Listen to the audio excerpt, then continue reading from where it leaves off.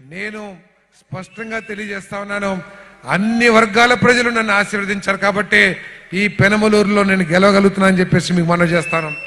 నేను నామినేషన్ వేసిన రోజు, నేను నామినేషన్ వేసిన ప్రతిసారి ప్రచారం మొదలవుతుంది, సారథి ఓడిపోయాడు పెనమలూరు తెలుగుదేశం అని.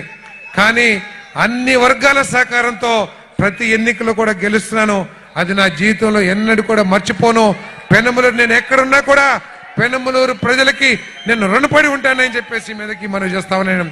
దురదృష్టవశాత్తు మన ప్రియతమ నాయకుడు జగన్మోహన్ రెడ్డి గారు నన్ను గుర్తించకపోయినప్పటికీ కూడా ఈ నియోజకవర్గ ప్రజలు నన్ను గుండెల్లో పెట్టుకొని ఎటువంటి అవమానాలు ఎదురైనా కూడా నన్ను కాపాడుతూ వస్తున్నారని చెప్పేసి, నా వెనకాల అండగా ఉంటున్నారని చెప్పేసి, వాళ్ళకి ఎప్పటికైనా సరే ఎమ్మెల్యేగా కాదు సేవకుడుగా ఉంటానని చెప్పేసి మనవి చేస్తూ ఈ కార్యక్రమాన్ని ఏర్పాటు చేసిన ఈ